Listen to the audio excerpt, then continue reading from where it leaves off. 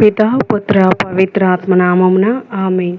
ప్రియ స్నేహితులారా, మీ అందరికీ దేవుని యొక్క ఆశీస్సులను తెలియజేస్తూ ఏప్రిల్ 13వ తారీఖు ఆదివారం ఈనాడు తల్లి శ్రీ సభ మానికొమ్మల ఆదివారాన్ని ఘనంగా జరుపుకుంటున్న ఈ శుభ సమయాన దివ్యబలి పూజ పట్టణాల ధ్యానాంశానికి మిమ్మల్ని అందరినీ కూడా ప్రేమతో ఆహ్వానిస్తూ ఉన్నాను. మొదటి పట్టణము యెషయా గ్రంథం 50వ అధ్యాయం 4వ వచనం నుండి 7వ వచనం వరకు. రెండవ పట్టణము పునీత పౌలు ఫిలిప్పీకి రాసిన లేఖ 2వ అధ్యాయం 6వ వచనం నుండి 11వ వచనం వరకు. లూకా సువార్త 22వ అధ్యాయం 14వ వచనం నుండి మరియు 23వ అధ్యాయం 56వ వచనం వరకు. ఈనాటి ధ్యానాంశం, నీది నిజమైన వ్యక్తిత్వమా, అవకాశవాదమా? ఈరోజు మనం మానికొమ్మల ఆదివారాన్ని స్మరిస్తూ నేటి నుండి పవిత్ర వారంలోనికి ప్రవేశిస్తూ ఉన్నాం. ఈ వారమంతా కూడా క్రీస్తు శ్రమలను, మరణాన్ని ధ్యానిస్తూ చివరికి పునరుత్థాన పండుగ ద్వారా నూతన జీవితంలోనికి ప్రవేశిస్తాం. ఈ మానికొమ్మల ఆదివారం రోజున ప్రతి క్రైస్తవుడు 3 సత్యాలు గ్రహించాలి. మొదటిగా, క్రీస్తుని విశ్వసించు ప్రతివాడు ఆయన సంపూర్ణ హృదయంలోనికి ఆహ్వానించాలి. రెండవదిగా, క్రీస్తు నేర్పించిన జీవిత సత్యాలను ఆలకించి పాటించాలి. మూడవదిగా, అవకాశవాదిగా కాకుండా నిస్వార్థముతో మనస్ఫూర్తిగా ఆయనను వెంబడించాలి. యేసుప్రభు ఎప్పుడు కూడా నలుగురిలో ఒకరినిలాగా, గుంపులో ఒకనిలాగా జీవించలేదు. తన జీవితం ద్వారా తన ప్రత్యేకతను చాటుకున్నారు. మంచిని పోషిస్తూ, చెడును ఖండిస్తూ, ఉన్నత భావాలతో ప్రజల్లో జీవిస్తూ ప్రజలకు ఉత్తమ మార్గాన్ని చూపించాడు. ఎవరికి భయపడలేదు, ఏ శక్తికి లొంగలేదు. పాలకులు, ప్రాంతాలు అనేవి చూడకుండా తాను చేయవలసిన పనిని చేశాడు. చెప్పాల్సింది చెప్పి తీరాడు. మహానీయులు మొండివారు అంటుంటారు. యేసుక్రీస్తు చాలా మొండితనంతో జీవించారు. తాను సందేశాలను విని తాను చేసే అద్భుతాలు చూసి ప్రజలు ఆయనను రాజు చేయాలని తలంచారు. అందుకే యెరూషలేము పురవీధుల్లో వస్త్రాలు పరిచి, మానికొమ్మలను పరిచి హోసన్నా హోసన్నా అని పాటలు పాడారు. కానీ ఎప్పుడైతే పాలకుల ద్వారా తిరస్కరించబడ్డాడో అప్పటి వరకు హోసన్నా హోసన్నా, జై హో జై హో అన్న ప్రజలు ఆ మేరకు స్వరం మార్చారు. సిలువ వేయండి, సిలువ వేయండి అని స్వార్థ బుద్ధితో అరుస్తూ ఆయన్ను తృణీకరించారు. నేడు మనం కూడా ఆ యూదా ప్రజల వల్ల ఎన్నోసార్లు అవకాశవాదంతో జీవిస్తూ ఉన్నాం. మన అవసరాన్ని బట్టి మాట మారుస్తూ ఉన్నాం. మాట పలికిన స్థలాన్ని, వ్యక్తులను మారుస్తూ ఉన్నాం. వ్యవస్థలను మార్చివేస్తూ ఉన్నాం. చివరికి మనమే మారిపోతూ ఉన్నాం. కానీ యేసు ప్రభు ఎల్లప్పుడూ ఒకే రీతిగా ఉన్నాడు. నీవు నిజమైన క్రైస్తవుడు అయితే నీ జీవితాన్ని నిలబెట్టాలని చూస్తున్న ఆ క్రీస్తు కోసం నీవు నిలబడు. కష్టానైనా, నిష్ఠూరమైన నిందలైన, అవమానాలనైనా క్రీస్తును అనుసరించు. ఈ పవిత్ర వారంలో ఆయనతో కలిసి ఉండటానికి ప్రయత్నించుదాం. కథోలిక చర్చి జరుపుకునే 12 అతి ప్రధానమైన పండుగల్లో మానికొమ్మల ఆదివారం ఒకటి. ఈ మానికొమ్మల ఆదివారాన్ని శ్రమల ఆదివారం అని కూడా పిలుస్తారు. ఒకవైపు క్రీస్తును రాజాది రాజుగా సంతోషముతో కీర్తిస్తూనే, మరొక వైపు ఆయన దుఃఖముతో, శ్రమల వృత్తాంతాన్ని దుఃఖంతో స్మరిస్తూ పవిత్ర వారంలోనికి అడుగు పెడుతూ ఉన్నాం. తపస్కాలంలోని 6వ ఆదివారాన్ని మానికొమ్మల ఆదివారంగా శ్రీ సభ కొనియాడుతూ ఉంది. అంతేకాక ఈ మానికొమ్మల ఆదివారం తపస్సు దినాలకు చివరి దినంగా, పవిత్ర వారాన్ని ప్రారంభ దినంగా పిలుస్తూ ఉంది. మరి ఈ పండుగ చరిత్రను మనం ధ్యానిస్తే, క్రీస్తు శకం 4వ శతాబ్దంలో ఈ పండుగ మొదట యెరూషలేము దేవాలయంలో ప్రారంభమైనట్లు చరిత్ర వెల్లడిస్తుంది. ఈ పండుగ సమయంలో విశ్వాసులు ఆనందోత్సాహాలతో హోసన్న గీతములు ఆలపిస్తూ, ప్రార్థనలు చేస్తూ, గురువుల సందేశాలను ఆలకిస్తూ యెరూషలేము పట్టణంలోని క్రీస్తు నడయాడిన కొన్ని ప్రాంతాల్లో ప్రదక్షిణగా వెళుతూ ఆనాడు యెరూషలేము ప్రజలు క్రీస్తును రాజుగా, దైవ కుమారుడిగా వారి వారి హృదయాల్లోనికి ఆహ్వానించిన ఈ గొప్ప సంఘటనను జ్ఞాపకం చేసుకొని చివరికి క్రీస్తు మోక్షారోహణమైన స్థలానికి చేరుకొని ప్రార్థన చేసుకొని గురువుల ఆశీస్సులతో ఎవరి ఇంటికి వాళ్ళు వెళ్ళిపోయేవారు.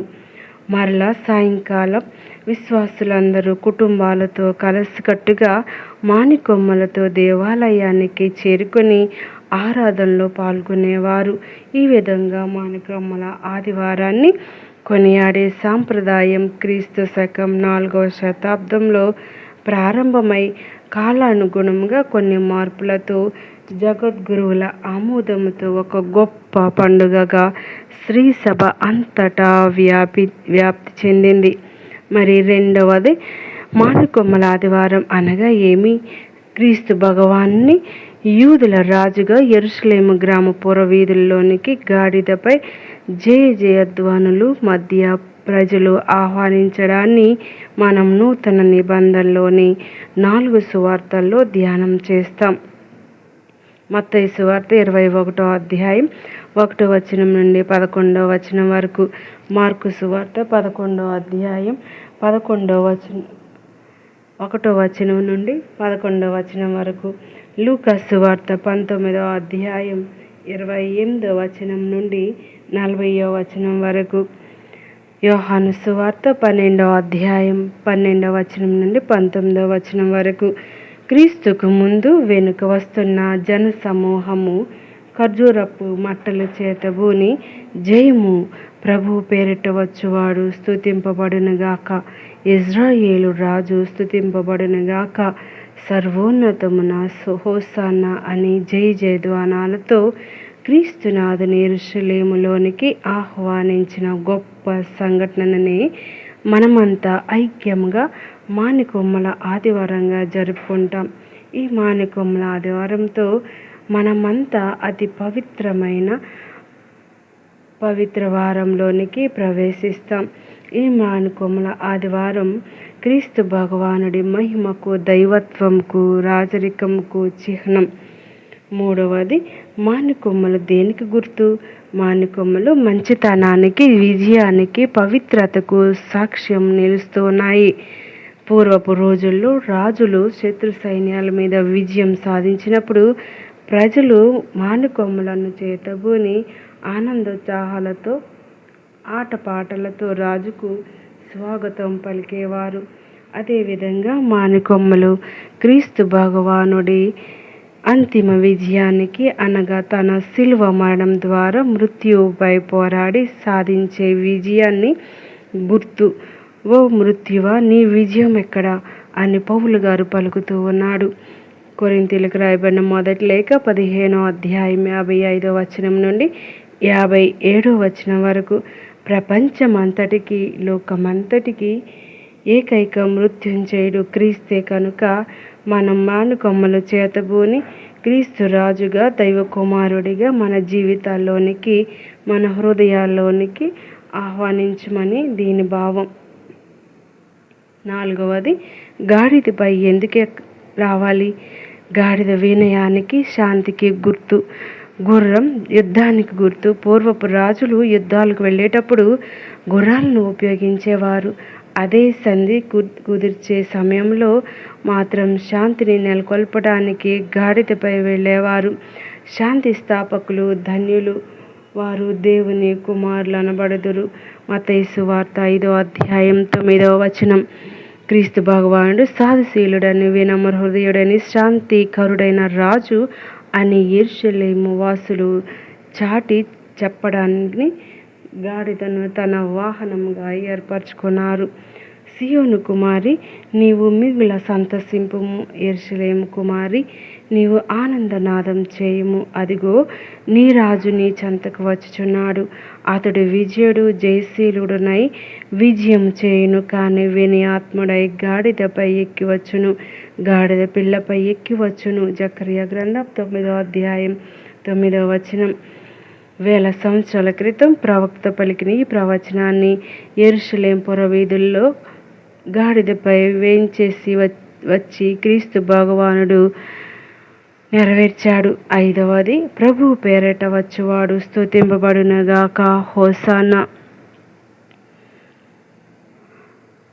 ఊరేగింపులో మనం ఎక్కువ ఉపయోగించే మాటలు ఈ 5వది, ప్రభు పేరట వచ్చువాడు స్తుతింపబడునుగాక, హోసానా. ఊరేగింపులో మనం ఎక్కువగా ఉపయోగించే మాటలు ఇవి. ఈ మాటలు కీర్తన 118:6 నుండి గ్రహింపబడినవి. క్రీస్తు తండ్రిచే పంపబడిన ఆయన పేరిట ఆయన అధికారం చేతి వచ్చి ఉన్నాడని తెలియచేస్తున్నాయి. సర్వోన్నతమున హోసానా. పర్ణశాలల పండుగలోని మొదటి 7 రోజుల్లో ప్రతిరోజు యూదులు తమ చేతుల్లోకి ఖర్జూరపు మట్టలు లేదా ఇతర చెట్లు రెమ్మలను చేతబూని పీఠం చుట్టూ ఒకసారి తిరుగుతూ హోసానా అని పాడేవారు. చివరి రోజున అనగా 8వ రోజున మాత్రం పీఠం చుట్టూ 7 సార్లు తిరిగి హోసానా అని బిగ్గరగా పాడేవారు. దీనిని మహా హోసానా అని పిలిచేవారు. ఈ రోజున ప్రభువును మరింత ఎక్కువగా తమను రక్షించమని వేడుకునేవారు. ఇక్కడ క్రీస్తు ప్రభుని కూడా మనమంతా వేడుకుంటూ ఉన్నాం. ఆయనకు భూలోకమున పరలోకంలో కూడా స్తుతి, మహిమ, ఘనత, ఆరాధన కలగాలని శుభములు పలుకుతూ ఉన్నాం. దావీదు తనయ హోసానా అంటూ మనం ఆలపించే గీతం క్రీస్తు ఈహ పరలోకాలకు రక్షకుడని అంగీకరించుటకు చిహ్నం. ఈ మానుకొమ్మల ఆదివారం రోజున పాస్కా పరమ రహస్యాన్ని నెరవేర్చు యెరూషలేములోనికి మెస్సయ్యగా, ఇజ్రాయేలు రాజుగా వినమ్రుడై ప్రవేశిస్తున్న ప్రభువును మనమంతా వెంబడించుదాం. ఆయనకు స్తుతి గీతములు పాడుచు, ప్రభు మాకు రక్షణ దయచేయుము, మా పాపములను, శాపముల నుండి, వ్యాధుల నుండి, బాధల నుండి విమోచింపుము అని ప్రార్థించుదాం. పాపమునకు దూరంగా ఉంటూ మన యొక్క హృదయాన్ని పరిశుద్ధపరచుకుని క్రీస్తునాథుని ఆహ్వానిద్దాం. క్రీస్తు పునరుత్థాన వెలుగులో భాగం పంచుకుందాం.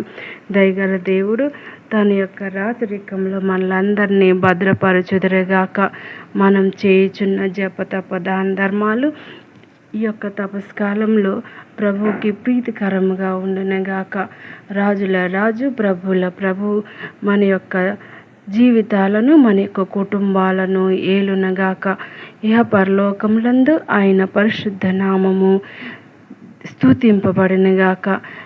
నా జీవితంలో ఆయన యొక్క పరిశుద్ధ నామము, ఆయన ఏలుబాటు స్థిరముగా స్థిరపడునుగాక. ఈ భూలోకమంతా ఆయన రాజ్యముగా మారునుగాక.